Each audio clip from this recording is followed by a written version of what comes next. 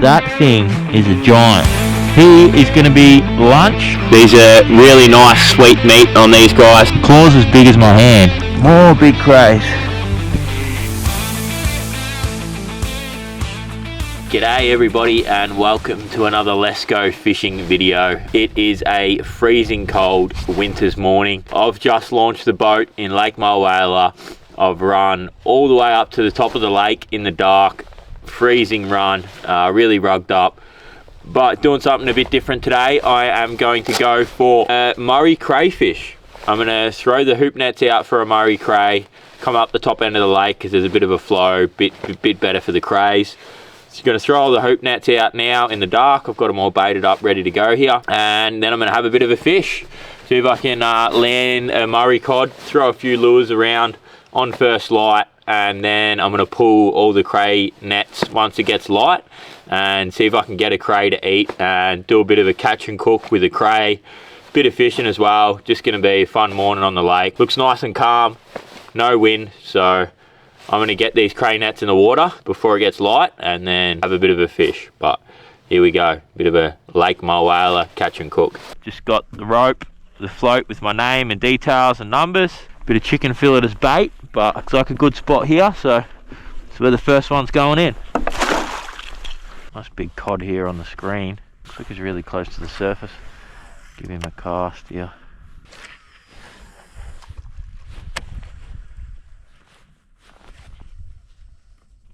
Yep. Got the cod. Yeah, he's a nice one. He was right up on the surface, this fish. It's pretty crazy. Jeez, he ate that lure right down too. The lure is completely gone. Well, how good is that? I literally just got the pots in. Cray pots are in. Put the live scope in. Had a bit of a look around and found this this beautiful Murray cod sitting really close to the surface. Threw that fluff ball in there. That is absolutely gone down his gob. But yeah, he's a beautiful cod. I'm going to get the lure out him, get him back and see if I can find a bit bigger one because that didn't take very long at all. Alright, hooks are out him, send him on his way. Oh, he's gone. Just drop another cray net in. You're allowed 5 cray pots per person. I've only got 4, but 4 should be enough to get me a cray hopefully. Another cray net going in.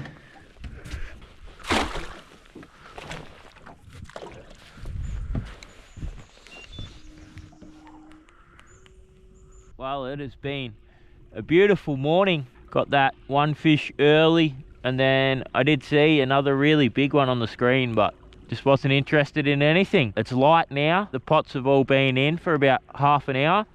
So I'm gonna go do the first pull on the cray pots, see if we can get a nice legal size cray. I might move the pots around if there's no crays in them and keep looking. Head back down here and find the pots and pull them in. All right. Made it back to the first cray pot here. See if we got any crays. Feels heavy.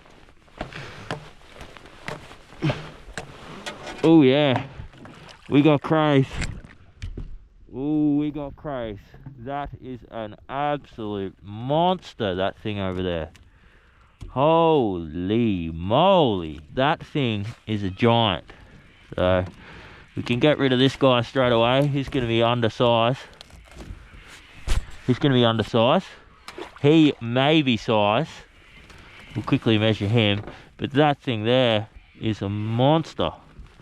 It's got eggs. It's a big female, so it's going back as well. But I'll give you guys a look at that thing because I think that's the biggest one I've ever caught. And this guy is beautiful. Right in the size. If it doesn't have eggs, it's a male. Right, so that's perfect. That's what we wanted. See, they got to be 10 centimeter carapace. He's 10 centimeters easy, probably 10.5. So his legal size. He is going to be lunch. Awesome. First pull of the pot. We've got a legal cray. Go down the back here. And I'll let this big girl go, but wowee. this is an impressive animal to see. So that's the max size there. Well over max size, probably 13 centimeters at least, this thing. Have a look at the size of those claws. Claws are massive. As you can see, she's got eggs, so she's got to go back straight away. Just let go of that. But have a look at the size of the claws on that thing. That is a massive, massive freshwater lobster. Huge. The claw's as big as my hand. Anyway, we'll send her back. Good to see those ones in the river, that's for sure. See ya, Jenny. That is cool. Well, this spot was productive, so I'm going to throw the hoop net back out here while I go check the others. The bag limit's 2, so I'm allowed to keep 2 in that legal size bracket, so I will just keep the pots out in an attempt to catch my 2. 1 is plenty for me to eat, but if I get 2, that'll be cool. So put the pot back out here, go check the others. Here's pot number 2. Let's see what we've got in pot number 2. Feels heavy as well. Whoa, no wonder it feels heavy as well. More big crays.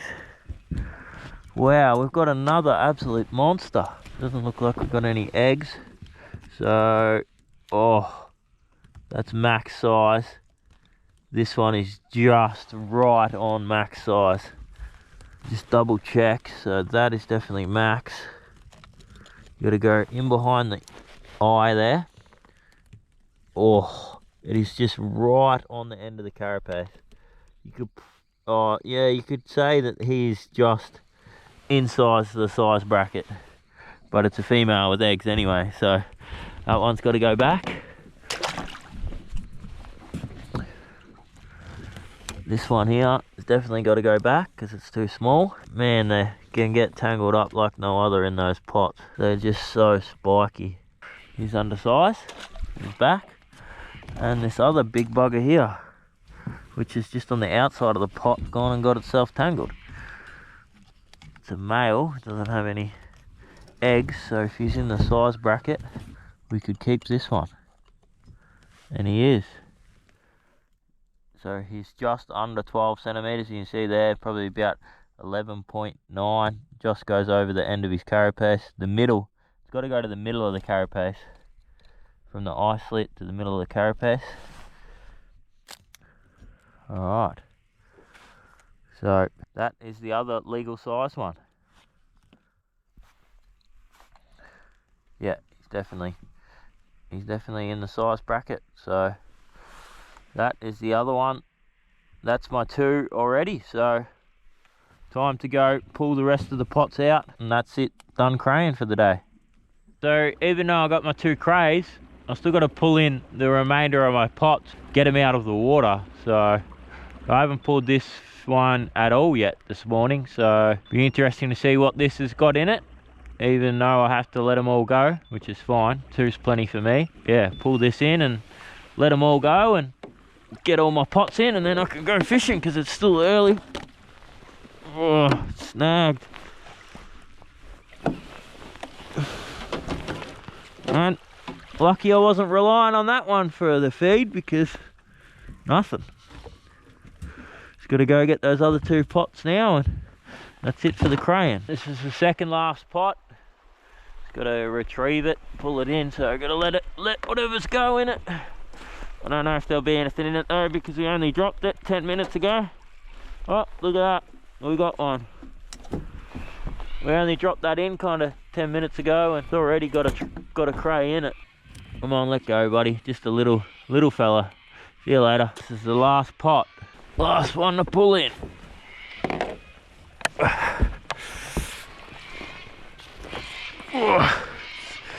Snagged up. And we got another cray.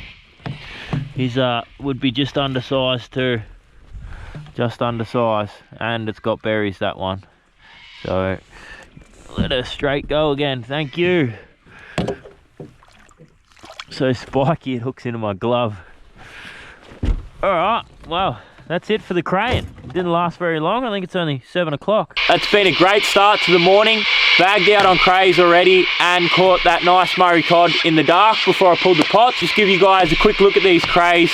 They are crazy looking creatures, and the plan is now that I've got all the cray pots in that I'm going to go out and do a bit more fishing because it's still nice and early. As you can see, the morning fog's still around. It's only about 8 o'clock, so I reckon I'm a good chance of hopefully catching another Murray cod, because once that sun breaks through, it does get a lot harder in my whaler to catch a cod. Well, this guy here is the bigger of the two.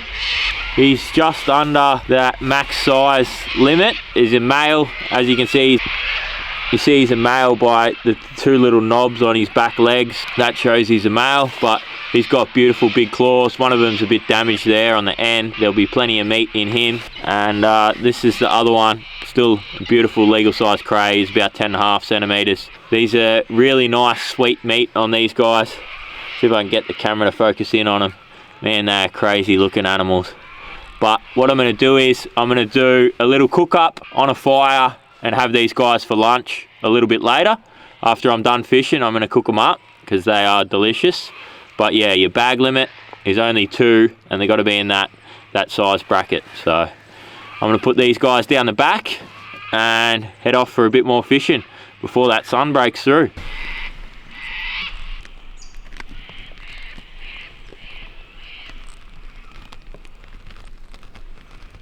So this is the lure that I'm using this morning. Spin right swim jig in 9-inch. I'll use this while it's nice and early with this fog around and there's no sun on the water. Then once the sun gets on the water, I will switch to a Dr. Shad. But yeah, just cruising along, looking for fish, putting the odd good cast in it, nice looking snags. If you're wondering why I don't have a surface lure on, that is because I've been trying super hard to catch one on surface off the live scope. I've done like 10 mornings out here on my whaler, just thrown surface, thrown at heaps of massive ones, had some follows, but had very little action. But I did get some buffs. I was wearing the GoPro and I wasn't filming a video, but I did get the buffs that I got on GoPro. So what I'm going to do now is just cut to a few bits of footage of me getting buffs from fish off the live scope in my whaler on surface. Sadly, I managed to lose both of them, which is just the way it goes. But while I'm going to float around here looking for another fish, I'll roll on that footage now.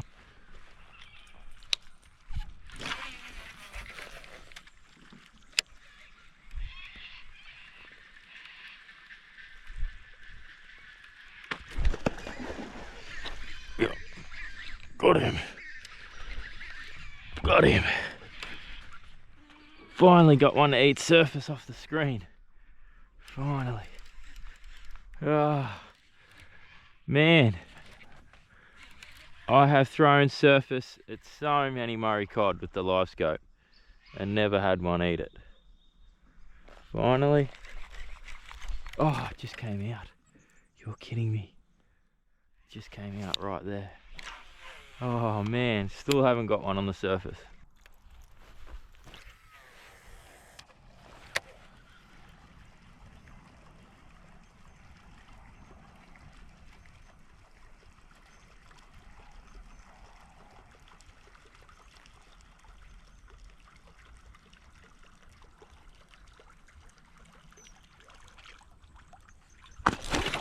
Right there.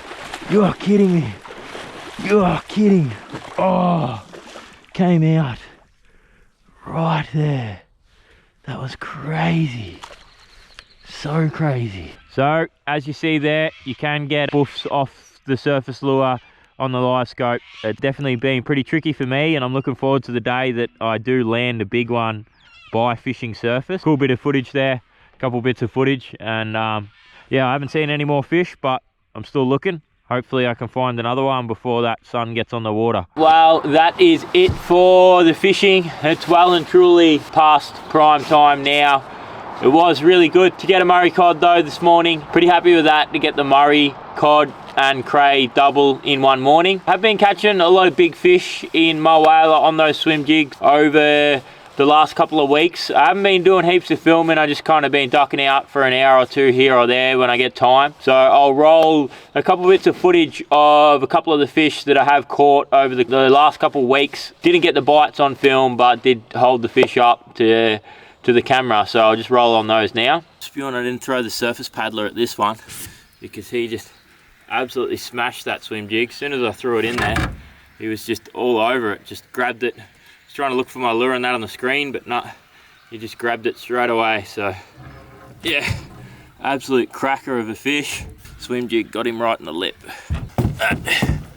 Really big one on the fluff ball. Really big. Oh, look at the size of that thing. That is a big, heavy fish. Big, heavy fish on the fluff ball. Wow. So as you see there, a couple of really nice Murray cod on the swim jigs in my whaler over the last couple of weeks. If you guys want me to do another video on that kind of stuff, there is videos already on the channel of that kind of stuff, but if you do want to see another one, let me know in the comments below. A couple of great fish. Sadly, I didn't get one like that this morning, but that's the way it goes. You don't always catch them, and it was pretty good to get those crays this morning. But now it is like lunchtime and I'm hungry, and I'm gonna cook one of these crays up. Found this nice little sandbar behind me, so I'm gonna jump out, get a fire going, and do a little catch and cook of one of these crayfish. Can't bloody wait. They are really good eating. So I'm gonna get a fire going, get the water on, and get into it.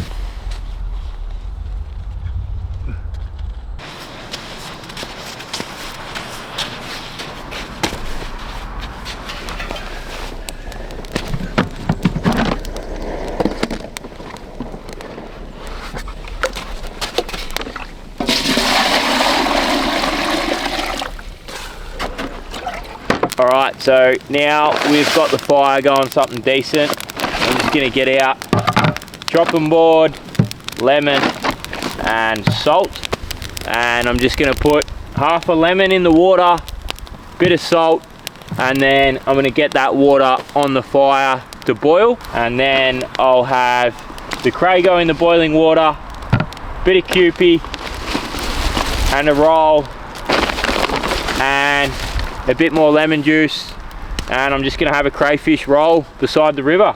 But I'm gonna get that water on the go. I think our water has finally got to the boil. I'll just check it. Oh yep, that is a nice rolling boil. So let's get the cray in there. Alright, so the cray has been in an icy esky and he's gone to sleep. So he's totally asleep now because he's freezing cold. So I'm just gonna chuck him straight in that boiling water, and that's gonna cook him. So it's been 8 minutes. What I'm gonna do is just grab him out. I just got him out of the boiling water, just got him here on the chopping board. I'm just gonna give him 5 to 10 minutes to cool down so I can start getting that meat out of the cray. Well, the cray's cooled down enough now, so I'm gonna pull him to bits, get all the meat out, and show you guys how much meat you get out of one of these. It's mainly only the tail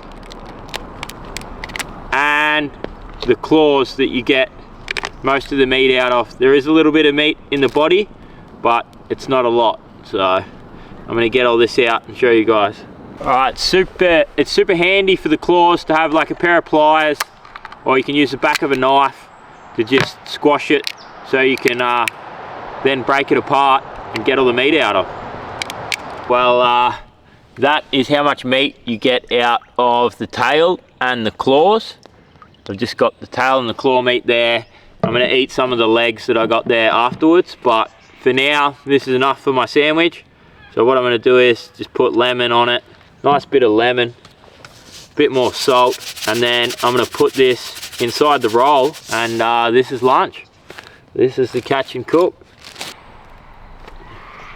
So there you have it. One cray is easy enough for one roll. Probably could have done 2 rolls with that, but I'm gonna get into this. I reckon it's gonna be good. Give this a go. I think my cray is all gonna fall out the side because I put so much in there, but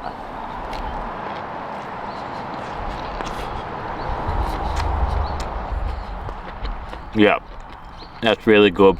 Definitely good stuff, the freshwater crays. That is really sweet, really nice. I'm gonna eat this, and then I think I'm gonna head home, so do a bit of a final gear run through of the gear that I used today. Wicked morning on Lake Mulwala. Pretty cool that we get to go out and do stuff like this, that's for sure.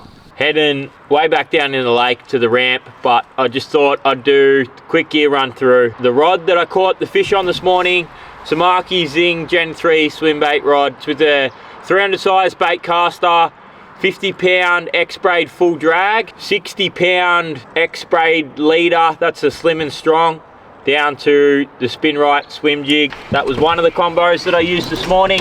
The other combo that I used this morning was Samaki Zing Extreme V3. This is my favorite model that I always use in all the videos. It's the 7'4", 15 to 30 pound, great all-rounder. I got a swim bait on it now, but that was what I was throwing the Dr. Shad on, and that is with a Samaki Zing 300 HD bait caster. That's spooled with 50 pound X Braid, 60 pound X Braid slim and strong leader. That was the fishing tackle. With the crane, you should really make sure you're up to date with all the rules and regulations on where you can do it. It's only a small area in the Murray and then a few other rivers, small area as well. But yeah, I was just using the drop net. So two different types there. The ones with the wire bottoms and the ones without the wire bottoms that are just all netting. Wire bottoms are definitely better if you're fishing around a lot of snags, but the netting ones are also fine. Definitely the forward-facing sonar, the live scope is really valuable to have in Lake Mulwala. There's a lot of water where there's no fish, and if you want to find those bigger ones in the dark like I did, the live scope makes it a lot easier. I got the G-Fab pole and the G-Fab mount for my screen. Works really well. But yeah, thanks for watching another video, guys. Really appreciate it. I'm gonna have my dessert, can of Coke and a chocky bar, and I got this big run back down to the ramp, but I'll see you on the next video, guys. New video every second Monday, 5 PM. I'll see you there. Thanks for watching. Appreciate it.